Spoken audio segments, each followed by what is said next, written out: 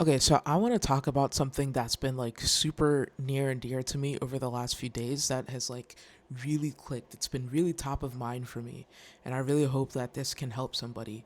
So, it's the make or break thing I discovered, which is how, we're going to talk about how to make it unreasonable that you don't succeed. And the main way to do this is by environment design. So, if any of you have ever read Atomic Habits, you know that they talk about some of the highest performers in their fields.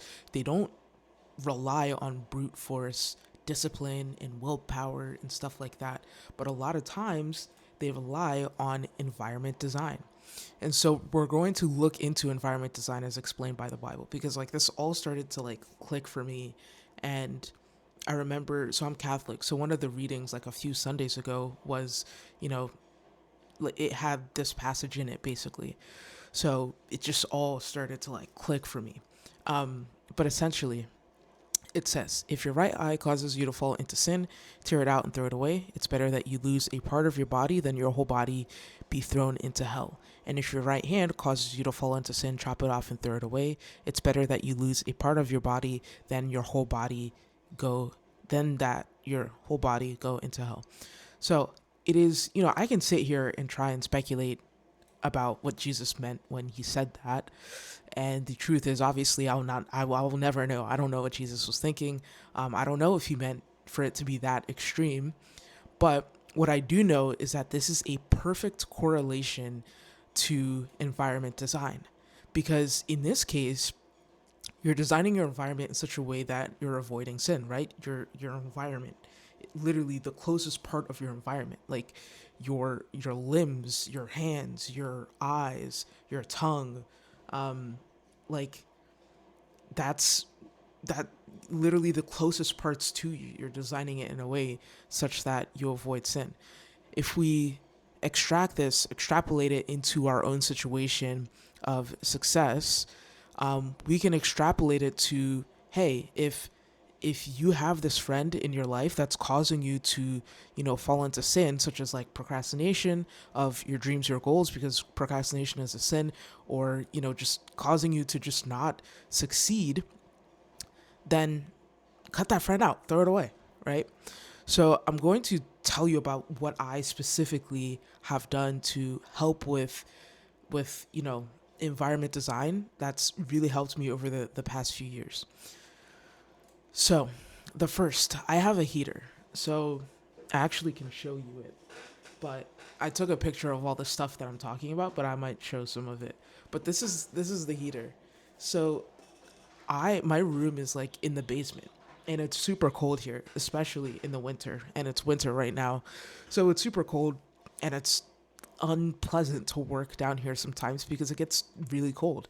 So, I have a heater that makes it not that cold, and I have an ergonomic chair and desk. So sometimes, like when I didn't have this, I would dread going to like the kitchen table or wherever I had to go to get work done, or any other like desk that wasn't mine to get work done, because the desk was like kind of awkward. It would be tall. Oh, you can't see my window.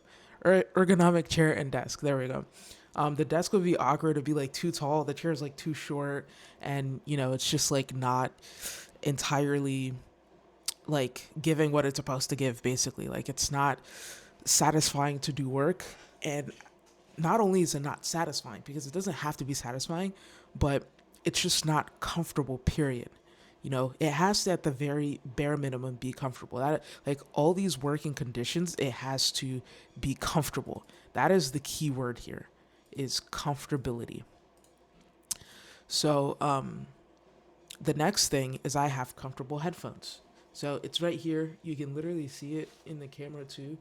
I wear it all the time. And it's wired. So for some reason, I feel like wired headphones is a little bit better for me, because, you know, I don't know, because like when I edit, like there's no latency and stuff. So I this is just the headphones that I wear, and it's comfy. And next, I have a satisfying keyboard. I wonder if I can rotate this. Well, I cannot rotate it, but you get the gist. This is it. I have I don't know if I show. I keep forgetting to like put it back to the window, but these are the headphones. This is the keyboard. Um, so I have like a nice mechanical keyboard, um, and it's very it's very satisfying to type on. So I actually like typing sometimes because of the keyboard. Another thing is because, like I said, it's cold here in the basement. I wear a lot of like warm clothes, so this is why you're always gonna like if I'm recording a video here, you're always gonna see me in some kind of like quarter zip or like hoodie, even if it's summertime because it's still super cold here. And then I have like long pants as you see here, and then I have like socks, nice socks, decent socks. So these are just examples of me. Obviously, like my situation is very unique because I work in the basement, so I have to have very, very specific working conditions. Um, but you might have something different, right? Maybe you need like a better chair and a better desk. You know, maybe you need like I have a I didn't even put it in the video or not in the video in the like in this document, but I have a treadmill underneath my desk and I have, there's other stuff that I have that I didn't mention, but these are just some of the more notable ones. But whatever makes it as comfortable as possible for you to work there, then it is important that you get it. And I have, it's a lifetime, not lifetime, but it's a long journey. It's a very, very long journey, and it's a continuous journey too. It's not something that just, ends and finishes. There's always something that you can do to make it more comfortable for you to work in that space. So the next thing that you're going to do is optimize for mental clarity at all times. So this is when the actual Bible verse comes into play here, because it says, you know, tear it out, throw it away. Tear out your eyes, throw it away. Tear out, cut off your limb, throw it away, right? And so this is when we're actually going to start doing some of that stuff. Start doing the stuff where it's like, okay, it's time for me to tear out this and throw it away. So for me, what I have done is I have deleted YouTube, which is quite ironic because if you know anything about me, you know that I have a YouTube content agency. So it is a little bit, like what agency owner doesn't have YouTube? But I love YouTube so much that sometimes it's hard for me to get my work done because of YouTube. And so, you know, and this is temporary, eventually I'll download it again, but I had to delete it for now. The next thing is I had to delete all social media. So this is another common thing. I did that a while ago, honestly. So it hasn't been, terribly like difficult for me. The most difficult thing for me is deleting YouTube. But I haven't had social media for a while, and recently I've had to delete Twitter because I have, kind of fallen into a rut with Twitter as well. So my alarm's going off. Give me 1 second. Okay, and then the last thing is that I read books that have a clear alignment to my work. So some of those books are pictured here, examples of recent books that I have read slash am reading. Currently reading Insanely Simple and finished reading Discipline is Destiny. Super great books so far. And another thing I have pictured here is this thing called a newsfeed eradicator. So it like if you're not going to delete YouTube, this is like super helpful because it can help you to like on your computer, because you can't really delete YouTube on your computer. So it helps you like eradicate the scrolly parts of YouTube and other news feeds such as Twitter and Instagram and stuff like that. And so this is what I use because I still have to like sometimes um go into, like YouTube and stuff like that. Um so yeah, the third and final thing is building productive non-working habits.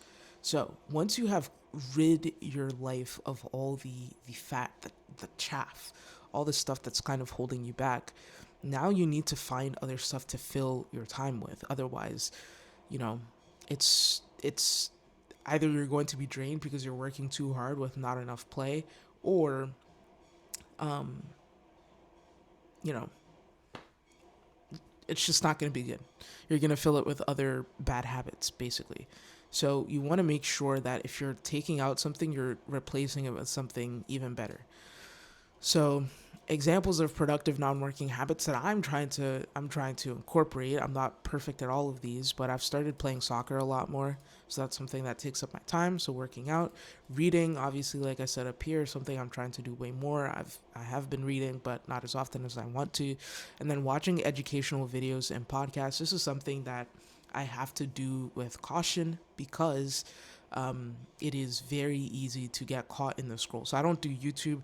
So it's basically just like the Apple Podcasts app that I use.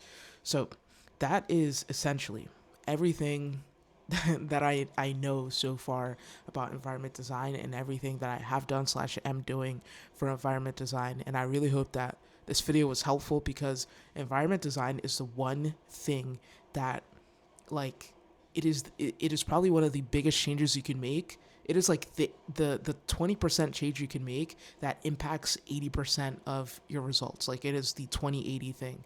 So if you nail this, if you start today to start changing your environment, changing your friends, changing, like your phone and stuff like that, then I can almost guarantee that you will see some insane results.